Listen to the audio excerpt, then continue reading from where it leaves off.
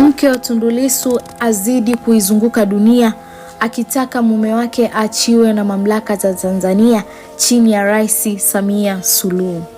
Hii ni Mseto Media. Hakikisha umebonyeza maneno subscribe pamoja na alama ya kengele. Mimi ni Evelyn.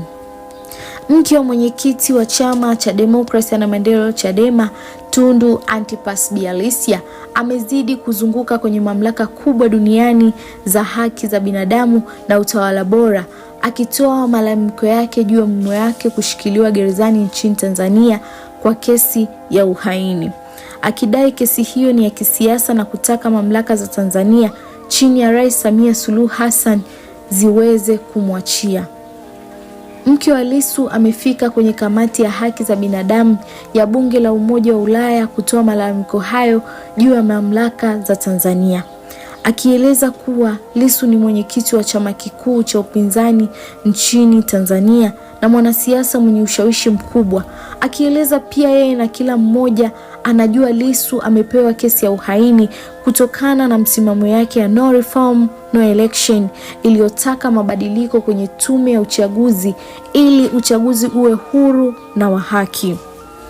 Msikilize hapa mke wa Tundu Lissu akiongea mbele ya kamati ya haki za binadamu na Umoja wa Bunge la Ulaya kwa machungu kiasi cha kutokwa na machozi. Ladies and gentlemen of the EU Parliament Subcommittee on Human Rights, thank you for the opportunity to address you today. I'm here to express my views about my family experiences. However, I have chosen to focus instead on one family member, my husband, Tundu Lissu. Tundu Lissu is the chairman of Chadema, Tanzania's largest opposition political party. Tundu is held in remand at the Ukonga prison in the outskirts of Dar es Salaam since 9th April of last year, falsely charged with treason for merely calling for reforms to ensure free and fair elections in Tanzania. If found guilty,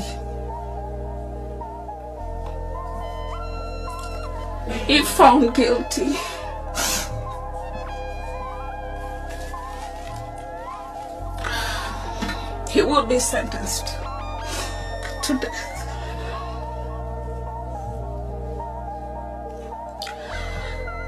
In the few minutes that I have with you today,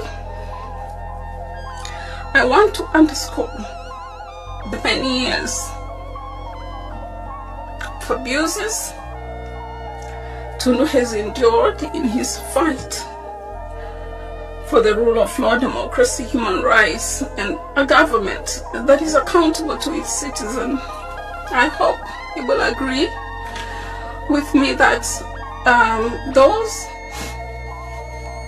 who fight for the rule of law, human rights, and democracy in Tanzania, as in other countries, need concrete assistance and support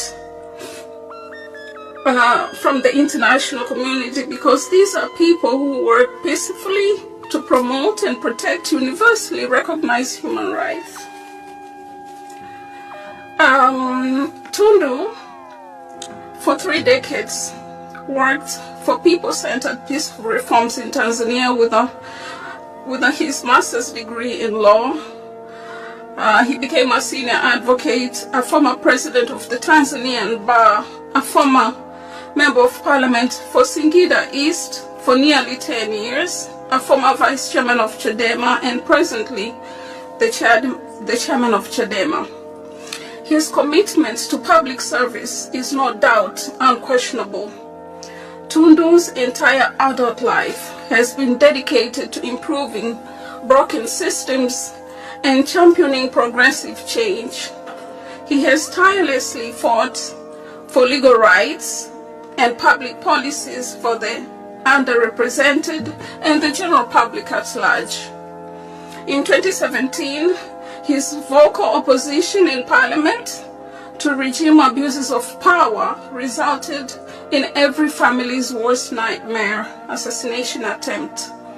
On 7 September 2017, as Tundu pulled into his driveway of his parliamentary residence in Dodoma, 2 gunmen followed him, fired 36 shots into his vehicle, and 16 of which hit his body.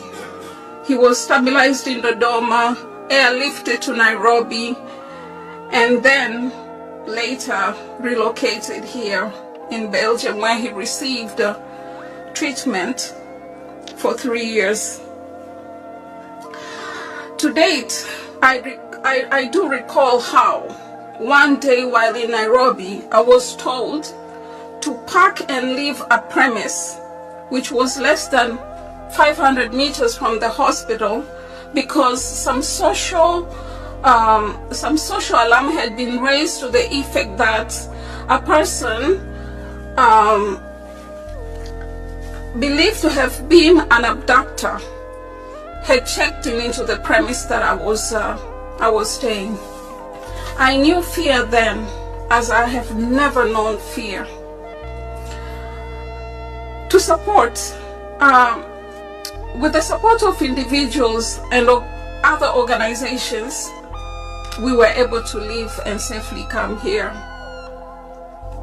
In 2020, Tundu, being hopeful, he returned to Tanzania and ran for the presidential elections as Chadema party's candidate. But then soon after the election, again we had to leave and come here because of security concerns. In 2023, Tundu decided to return to Tanzania and continue the fight for democracy, human rights, and accountability of those in powers, because he believed that Samia Suluhu government was serious when it said things were going to be different under her regime. However, this was not the case. He was arrested several times, and in January of last year, he was elected the chairperson of the ruling of Chadema, and a few weeks later, on April 9th, he was arrested, transported overnight, a distance of about 1,000 kilometers from the southern part of Tanzania, and the next day he was taken to court and charged for treason and other cybercrime offenses. The case took a very long time to start, but the trial eventually started in September. The trial has been going on at a rather snail pace. There's been several adjournments, some of them without due reasons, and as we speak, he has not been in court for any substantive hearing since February. And we are told that the case will continue again on the 3rd of July, and that on the 6th of July, the Court of Appeal will make a ruling in association to orders that were made in the High Court, against which the Director of Public Prosecution has appealed. So that's where we are. That's where we are. So Tundu remains in remand prison. Yes, they say he has not been sentenced. They say he's not in prison. Now, Tundu Lissu is in prison. He's in remand prison. And in Tanzania, there is a very fine line between somebody who is in a remand center or in a remand prison and somebody who's actually serving a sentence. The conditions are not substantially different. Tundu has been denied his fundamental rights to having confidential consultation with his lawyers, to meeting friends, and sometimes even to meeting some family members. So, and these are very fundamental rights that are not being observed in Tanzania. Now I ask myself, if the leader of the opposition party in Tanzania can be treated this way, how about the many thousands of people being held in custody all over the country? How are they being treated? So this is what the families of those detained and arrested go through in Tanzania.